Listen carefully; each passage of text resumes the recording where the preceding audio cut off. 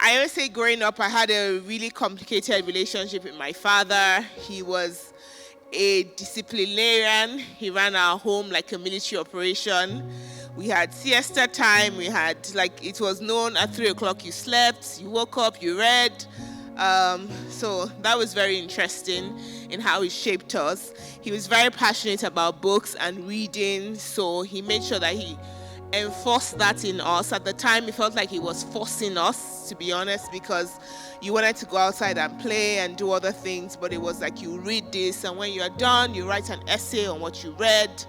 So it was really strict upbringing, and we didn't really get along very well because I was very passionate and very feisty as a child. I still am as an adult, but then it was something else, and I felt like my father was trying to shape me. He wanted me to be more like my sister. My elder sister was the word I use for her is docile. And that's a deep word because she was malleable. She was easy. She was an easy child. And she was brilliant. And I was, in secondary school, I was so playful that all my primary school results had the same exact report card every month, every term. And it said, she's too playful. If she spent some more time reading, she would do a lot better. I was doing well, by the way. It's just that I thought that the teacher was very lazy because I don't know why you have to give the same, reports.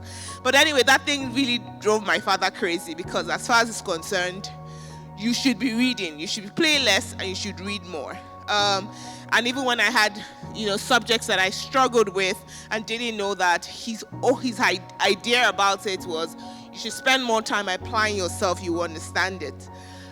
So we had a very interesting dynamics. Unfortunately, I lost my father at 15, so we didn't really get that chance to be better. Now I'm doing some very interesting things in my career.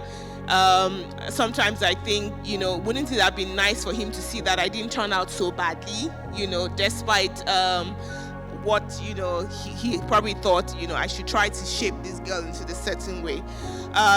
So everyone's journey with their father is complicated. Some of you have the best stories, some of you have stories like mine, but as an adult I appreciate him a bit more, or a lot more, for the values that he imbibed in me regardless of how I was raised. So I still love books. I came here, I was one of the first people that came here. There was no one here. I went back to my car. I got my book I was reading. I sat down there and I was reading it. And that's something that just comes naturally to me because I was raised by a father who, loved books. He was very big on charity. We spent a lot of our summers doing volunteering, motherless homes and all of that. And that's something that I continue to do even now in my adulthood. So basically the journey has been what it is, but I'm thankful when I look back. I see the values of having a father. I wish he had lived for longer, but either which way, I'm grateful for the experience. And if you have parents and you still struggle with them, you should try as much as possible to patch it.